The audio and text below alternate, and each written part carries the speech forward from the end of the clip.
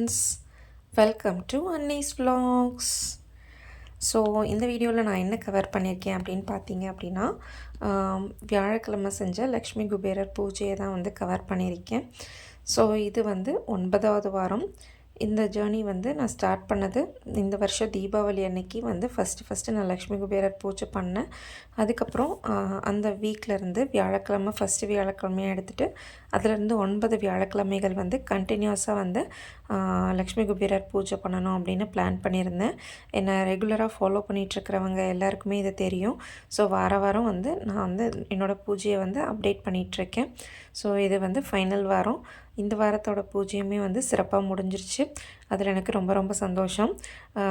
கோலமெல்லாம் ஃபுல்லாக கலைஞ்சி போயிருந்துச்சு. என் பொண்ணு வந்து நானும் டெய்லி கோலம் போடுறேம்மா அப்படின்னு சொன்னான். சரி ஈவினிங்கில் நீ கோலம் போடு அப்படின்னு சொல்லிவிட்டு நான் சொன்னேன். அதனால் வந்து இன்றைக்கி ஈவினிங் வந்து பூஜைக்கு முன்னாடி அவள் தான் கோலம் போட்டால் அதை தான் வந்து இதில் எடுத்திருக்கேன்.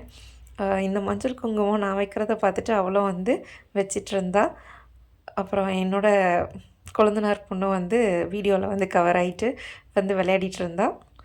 ஸோ இவங்க எல்லாம் வெளியில் விளையாடிட்டு கோலம் போட்டுட்ருக்க இந்த டைமில் நான் வந்து உள்ளார பூஜைக்கு எல்லாம் ரெடி பண்ணலாம் அப்படின்னு ரெடி பண்ணிகிட்ருந்தேன். இந்த பூ வந்து வைக்க கீழே விழுந்து என்னை ரொம்ப சோதிச்சுட்டு இருந்துச்சுங்க. அதுக்கப்புறம் ஒரு வழியாக நின்றுடுச்சு. திரும்ப பக்கத்தில் இருந்து பூ கீழே விழுந்து திரும்ப மறுபடியும் மாற்றி 2 பேரும் விழுந்து விளையாடிட்டு இருந்தாங்க. நானும் அதை திரும்ப எடுத்து நிறுத்தி வச்சிட்ருந்தேன்.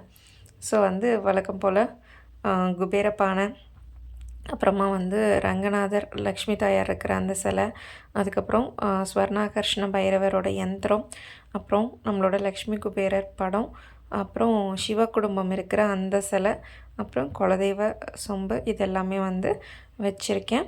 அது இல்லாமல் மகாலட்சுமிக்கு உகந்த பொருட்களான எல்லா பொருட்களையுமே வந்து இந்த பிளேட்டில் குட்டி பிளேட்டில் நான் வந்து அரேஞ்ச் பண்ணியிருக்கேன். என்னென்ன இருக்குது நீங்கள் பார்க்கணுன்னு ஆசைப்பட்டீங்க அப்படின்னா கமெண்ட் பண்ணுங்கள். கண்டிப்பாக நான் அதை வந்து ஒரு வீடியோவில் உங்களுக்கு டீட்டெயிலாக ஷேர் பண்ணுறேன். அதுக்கப்புறம் இந்த பிளேட்டில் நான் வந்து குபேரரோட எண் எந்திரம் வரைஞ்சிட்டு அதில் வந்து 5 காயின் வந்து 5 ரூபா காயின் 9 வந்து வச்சுருக்கேன். இது இல்லாமல் பூஜை பண்ணுறதுக்கு வந்து நான் காயினில் தான் பூஜை பண்ணுறேன். அதுக்காக 108 5 ரூபா காயினும் வந்து எடுத்து ரெடி பண்ணி வச்சுருக்கேன். ஸோ இந்த பூஜை வந்து நம்ம யூஸ்வலாக வியாழக்கிழமைகளில் பண்ணலாம். வியாழக்கிழமைகள் ஈவினிங்கில் வந்து நான் வந்து ஒரு 6 மணிக்கு மேலே இந்த பூஜையை நான் பண்ணுவேன். எல்லாமே எப்போ ரெடி பண்ணி முடிக்கணும் அப்போ மோஸ்ட்லி வந்து 6 ஓ கிளாக்லேருந்து 6 ஓ கிளாக் மேலேருந்து 8 ஓ கிளாக்குள்ளே நான் இந்த பூஜையை வந்து பண்ணுவேன். ஸோ இதுதான் வந்து 9வது வாரம் கடைசி வார பூஜை சிறப்பாக வந்து பண்ணியிருந்தேன். இது இல்லாமல் வந்து இந்த காயின்ஸ் வைக்கிறது வந்து நம்ம 9 காயினில் பண்ணலாம், 21 காயினில் பண்ணலாம், 54 காயினில் பண்ணலாம், அப்படி இல்லைனா 108 காயின்லேயும் பண்ணலாங்க. நான் வந்து 108 5 ரூபா காயின் சேர்த்து வச்சு அதில் வந்து நான் பூஜை பண்ணியிருக்கேன். இல்லை அப்படின்னா வந்து காயின் சேர்க்க முடியல அப்படின்னா நம்ம வந்து பிராஸ் காயின்ஸ் எல்லாம் இப்போ விற்கிது. ஒரு பக்கம் வந்து லக்ஷ்மி குபேரர் படம் இருக்கிற மாதிரி, இன்னொரு பக்கம் இந்த எண் யந்திரம் இருக்கிற மாதிரியான காயின்ஸ் கூட இருக்குது. ஸோ அந்த காயின்ஸ் கூட நம்ம வாங்கி வச்சு நம்ம பூஜை பண்ணலாம். 9 காயின், 18 21 காயின், 54 காயின், 108 காயின் அப்படின்ட்டு அந்த காயின்ஸ் வாங்கி வச்சும் நம்ம பூஜை பண்ணலாம். ஸோ சிறப்பாக வந்து தூப ஆரத்தி எல்லாமே காட்டி முடிச்சிட்டேன். நான் வந்து இன்றைக்கி நெய்வேத்தியமாக ஆப்பிள் தாங்க வச்சுருந்தேன். அப்புறம் தண்ணி வச்சுட்டேன். ஸோ இந்த பூஜையில் வந்து என் பொண்ணும் பையனும் வந்து இன்வால்வ் ஆனாங்க. ஃபஸ்ட்டு தடவை வந்து நான் பூஜை பண்ணும்போது ஃபேமிலியில் எல்லாருமே இருந்து பூஜை பண்ணணுன்ட்டு நான் எல்லாரையுமே உட்கார வச்சு பூஜை பண்ணேன். அதுக்கப்புறம் வந்து என் பசங்களை வந்து வரவும் இல்லை, நானும் கூப்பிடவும் இல்லை. அப்படியே தான் பூஜை பண்ணேன். ஆனால் இன்றைக்கி வந்து அவங்க 2 பேரும் கடைசி வார பூஜைக்கு கரெக்டாக வந்து ஆஜராயிட்டாங்க. ஹாப்பியாக இருந்துச்சு. நான் கூப்பிடல, அவங்களே வந்து நாங்களும் பூஜை பண்ணுறோம் அப்படின்னு சொல்லிட்டு வந்து உட்காந்துக்கிட்டாங்க. என் பொண்ணுக்கு வந்து என்னென்ன பண்ணணும் அப்படின்ற ப்ரொசீஜர்ஸ் எல்லாம் ஒன்றா நான் வந்து சொல்லி கொடுத்துட்டு என்னென்ன மந்திரம் நான் சொல்லுவேன் அப்படின்றத வந்து எக்ஸ்பிளைன் பண்ணிவிட்டு அதே மாதிரி நம் சேர்ந்து செஞ்சோம் 2 பேரும். செஞ்சிட்ருக்கும்போது பாதியில் என் பையனும் வந்து நானும் வரேம்மா அப்படின்ட்டு வந்து உட்காந்துக்கிட்டான். ஸோ வந்து ஃபஸ்ட்டு வந்து நம்ம முழு முதற் கடவுளான விநாயகரை வந்து கும்பிட்டுட்டு அவருக்கான மந்திரங்களை சொல்லிவிட்டு அதுக்கப்புறம் நம்ம ஸ்டார்ட் பண்ணலாம். அதுக்கப்புறம் நம்மளோட குலதெய்வத்தோட அருள் கண்டிப்பாக நமக்கு இருக்கணும். எந்த விஷயங்கள் நம்ம செய்கிறதா இருந்தாலும் ஃபஸ்ட்டு வந்து குலதெய்வத்தை தான் வேண்டணும்னு சொல்லுவாங்க. ஸோ வந்து அந்த குலதெய்வத்தோட அருள் வேணும், நம்ம எல்லாத்தையும் சிறப்பாக செய்யணும், நம்ம நினச்ச காரியம் ஈடேறணும் அப்படின்றத எல்லாத்தையுமே வந்து குலதெய்வத்துக்கிட்ட கேட்டு அவங்கள வந்து உட்கார வச்சுட்டு தான் நம்ம மற்ற தெய்வங்கள் எல்லாமே வந்து கூப்பிடணும்னு சொல்லுவாங்க. ஸோ அதை வந்து நான் அவளுக்கு எக்ஸ்பிளைன் பண்ணிகிட்ருந்தேன். எக்ஸ்பிளைன் பண்ணிவிட்டு அடுத்தது வந்து நம்மளோட சிவபெருமான் தான் வந்து குபேரருக்கு இந்த லக்ஷ்மியுடைய ஐஸ்வர்யங்களுக்கு காவலனாகிற அந்த வரத்தை வந்து கொடுத்தவர். ஸோ வந்து அவரை வந்து வணங்கணும் அப்படின்னு சொல்லிட்டு அவரையும் வணங்கியாச்சு. அதுக்கப்புறம் மகாலட்சுமி தாயாரை வணங்கணும். மகாலட்சுமி தாயாரையும் விஷ்ணு பகவானையும் வணங்கிட்டு, மகாலட்சுமி தாயாருக்கு நம்ம பூக்கள் இருந்துச்சு அப்படின்னா வந்து 108 மகாலட்சுமி போற்றி பூ வச்சு பூஜை பண்ணலாம். அப்படி இல்லைன்னா நம்ம 108 போற்றிகள் மட்டும் சொல்லிக்கலாம். அதுக்கப்புறம் வந்து குபேரருக்கான 108 போற்றியும் சொல்லுவேன். இந்த குபேரருக்கான 108 போற்றி சொல்லும்போது இந்த காயினால் நான் வந்து அர்ச்சனை பண்ணுவேன். ஸோ அந்த 108 போற்றி சொல்லிவிட்டு இந்த 108 காயின் வந்து போட்டு அர்ச்சனை பண்ணுவேன். ஸோ இப்படி தான் நான் வந்து என்னோடய லக்ஷ்மி குபேரர் பூஜை பண்ணிகிட்ருந்தேன். என் பொண்ணுக்கும் அந்த மெத்தடாலஜிஸை வந்து சொல்லிக் கொடுத்தேன். அவ்வளோ ரொம்ப இன்ட்ரெஸ்ட்டாக கேட்டு தெரிஞ்சுக்கிட்டா. என் பையனும் வந்து உட்காந்துட்டான். நான் பண்ணுறேன்னு சொன்னான். அவனும் வந்து அவனுக்கு மந்திரம் சொல்ல வரல. ஸோ வந்து போற்றி சொல்லும்போது அவன் ஓம்னு சொல்லி ஆரம்பித்து நான் போற்றின்னு முடிக்கும்போது அவனும் போற்றின்னு சொல்லி முடிச்சிட்டு இருந்தான். ஸோ அவனும் வந்து ஃபுல்லி இன்வால்வ்டாக வந்து மந்திரம் எல்லாம் சொல்லணும்னு ஆசைப்பட்டு பண்ணிகிட்ருந்தான். இவங்க 2 பேரும் பண்ணுறத பார்க்குறதுக்கு எனக்கு ரொம்ப ஹாப்பியாக இருந்துச்சு. இன்றைக்கி வந்து பூஜையை அவங்க 2 பேர் கையால் தான் வந்து பண்ணாங்க. பார்க்குறதுக்கு ரொம்ப சந்தோஷமாக இருந்துச்சு. குட்டீஸை வந்து இந்த மாதிரியான விஷயங்களில் இன்வால்வ் பண்ணுறது அப்படின்றது ஒரு ரொம்ப நல்ல விஷயம். ஏன்னா நம்மளோட நெக்ஸ்ட் ஜென்ரேஷனுக்கு நம்மளோட பழக்கங்களை வந்து கொண்டு போய் சேர்க்குறோம் அப்படின்ற ஒரு விஷயம் வந்து சாட்டிஸ்ஃபைடாக இருந்துச்சு. அவங்க இன்ட்ரெஸ்டடாக கேட்டு அவங்களும் இன்வால்வ் ஆகி பண்ணது ரொம்ப ரொம்ப மனநிறைவாக இருந்துச்சு. ஸோ இந்த நேரத்தில் நான் வந்து உங்களுக்கு ஒரு சந்தோஷமான விஷயமும் சொல்லணும் அப்படின்னு ஆசைப்பட்றேன். என்னோடய பூஜைகளுக்கான பலன் அப்படின்றது வந்து எனக்கு கிடச்சிருக்கு அப்படின்னு நான் நம்புகிறேன். பிரம்ம முகூர்த்த பூஜையாகட்டும், நம்ம பண்ணுற இந்த லக்ஷ்மி குபேரர் பூஜையாகட்டும், இதுக்கான பலனாக தான் வந்து எனக்கு இந்த விஷயம் நடந்திருக்கு அப்படின்னு நான் நம்புகிறேன். என்ன அப்படின்னு பார்த்தீங்கன்னா, எனக்கு கவர்மெண்ட் ஜாப் கிடச்சிருக்குது அங்கே. ஸோ எப்போது வந்து ஆர்டர் வந்துச்சுன்னு பார்த்தீங்க அப்படின்னா, 7வது வார லக்ஷ்மி குபேர பூஜை பண்ணதுக்கு அடுத்த நாள் வெள்ளிக்கிழமை எனக்கு இந்த ஆர்டர் என் கையில் வந்துச்சு. ஸோ 8வது போன வார பூஜையிலேயே நான் சொல்லணும்னு நினச்சேன். ஆனால் வந்து என் ஹஸ்பண்ட் வந்து அதுக்குள்ளே ஷார்ட்ஸ் வந்து அப்லோட் பண்ணிட்டாங்க. சரி, நெக்ஸ்ட் வீக் 9வது வாரம் முடிக்கும்போது லாங் வீடியோவாக கொடுத்து நான் இந்த ஹாப்பினஸை வந்து உங்கள் கூட ஷேர் பண்ணிக்கலாம் அப்படின்னு நினச்சேன். அதனால தான் வந்து இப்போ சொல்கிறேன்.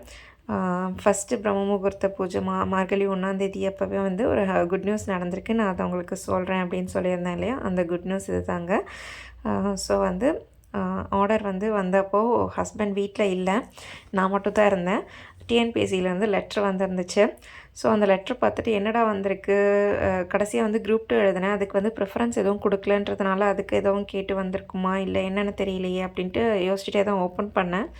ஓப்பன் பண்ணப்போ பார்த்தோன்னா எக்ஸாம் கிளியர் பண்ணி அப்பாயின்மெண்ட்டு செலக்டடுன்னு சொல்லிட்டு வந்துருந்துச்சு. என்னால் நம்பவே முடியல. செம்ம ஹாப்பி ஆகிட்டேன். ஆக்சுவலி இந்த எக்ஸாமோட ரிசல்ட் எல்லாம் டிக்ளேர் பண்ணி ரொம்ப நாள் ஆச்சுங்க. இது வந்து இப்போ எனக்கு அப்பாயின்மெண்ட் வரும் அப்படின்னு சத்தியமாக எக்ஸ்பெக்ட் பண்ணல. 2023 எக்ஸாம் எழுதினேங்க. 2023 தான் நோட்டிஃபிகேஷன் வந்துச்சு. அப்போ தான் எக்ஸாமும் எழுதினேன்.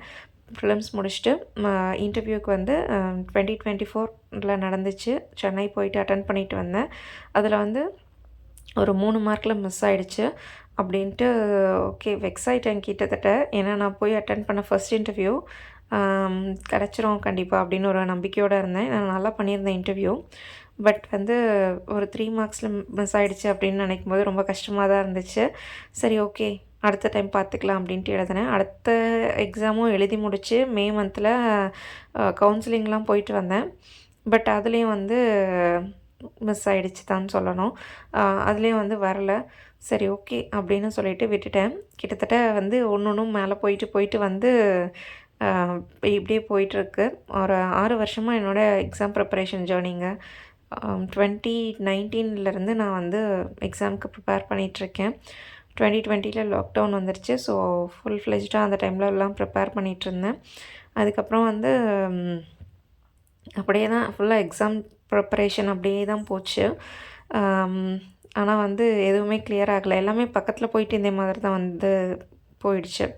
ஸோ வந்து ஒன்று மெயின்ஸ் கிளியர் ஆகி இன்டர்வியூ போக மாட்டேன், இல்லை இன்டர்வியூவே கிளியர் ஆகலை, அந்த மாதிரி எதுவுமே ஃபஸ்ட் லெவல் வந்து கிளியர் பண்ணிடுவேன். எல்லா இடத்துலையுமே first level of the preliminary examination clear பண்ணிடுறேன். அடுத்து செகண்ட் லெவல்லையோ தேர்ட் லெவல்லையோ வந்து போகும்போது ரொம்ப மனசு கஷ்டமாக இருந்துச்சு. ஸோ இதுக்கப்புறம் நான் வந்து கவர்மெண்ட் ஜாபே ட்ரை பண்ணல, நான் குவிட் பண்ணுறேன் அப்படின்னு சொல்லிட்டு நான் கிட்டத்தட்ட குவிட்டே பண்ணிட்டேன். இதுக்கப்புறம் நான் எதுவும் படிக்க மாட்டேன், நான் வேறு ஏதாவது பண்ணுறேன் அப்படின்னு சொல்லிட்டு முடிவு எடுத்துட்டேன். அப்படி முடிவு எடுத்திருக்கும் போது தான் நீ வந்து எப்படி போகலாம், அப்படிலாம் போகக்கூடாது அப்படின்னு சொல்லிட்டு கூப்பிட்டு வச்சு என்னை இந்த திரும்ப கவர்மெண்ட்குள்ளே கொண்டு வந்த மாதிரி இருந்துச்சு. இந்த அப்பாயின்மெண்ட் ஆர்டர் பார்த்ததும் இன்னும் டிபார்ட்மெண்டல் ஆர்டர் வரல. டிபார்ட்மெண்டல் ஆர்டர் வந்தால் தான் என்றைக்கு போஸ்டிங், எங்கே போஸ்டிங் போட்டிருக்காங்க, என்றைக்கு ஜாயின் பண்ணணும் அப்படின்றதெல்லாம் தெரியும். அந்த ஆர்டருக்காக தான் வெயிட் பண்ணிகிட்ருக்கேன். கூடிய சீக்கிரம் வந்துடும் அப்படின்னு நம்புகிறேன். இதுக்கு வந்து கண்டிப்பாக நான் மட்டும் காரணம் அப்படின்னு நான் நினைக்கல. ஏன்னா வந்து ஃபேமிலி சப்போர்ட் இல்லாமல் எதுவுமே வந்து நடந்திருக்காது அப்படின்றது தான் என்னோடய தாட்டு. என்னோடய குட்டீஸ் ரொம்ப சப்போர்ட் பண்ணாங்க. நான் படிக்கிறேன் அப்படின்னா என்னை டிஸ்டர்பே பண்ண மாட்டாங்க. அவங்க பாட்டுக்கு அவங்களோட வேலையை பார்ப்பாங்க. நான் வந்து எல்லாமே பண்ணணும் அவங்களுக்கு அப்படின்ட்டு அவங்க மனசுக்குள்ளே ஆசை இருந்துச்சுனாலும், அம்மா படிக்கிறாங்க அப்படின்னு சொன்னால் வந்து ஓகேன்னு கெட்டு போயிடுவாங்க. ஸோ அவங்க பெரிய பெரிய சப்போர்ட்டு. அது இல்லாமல் என்னோடய ஹஸ்பண்ட் தான் பெரிய பில்லர்னு சொல்லணும். அவர் இல்லாமல் இந்த ஜேர்னி வந்து சாத்தியமே இல்லை, அதான் சொல்லணும் உண்மை.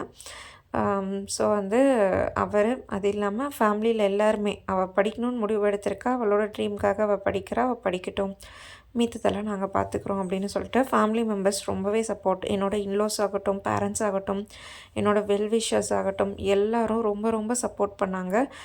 ஒரு டைமும் போயிட்டு இல்லை கிடைக்கல அப்படின்னு சொல்லும்போதும் கண்டிப்பாக உனக்கு கிடச்சிரும், நீ வருத்தப்படாத அப்படின்னு சொல்லிட்டு தேத்துனது எல்லாமே அவங்க தான். ஸோ அவங்களோட சப்போர்ட்டால் தான் இந்த அச்சீவ்மெண்ட் வந்து பாசிபிளாக இருந்துச்சு.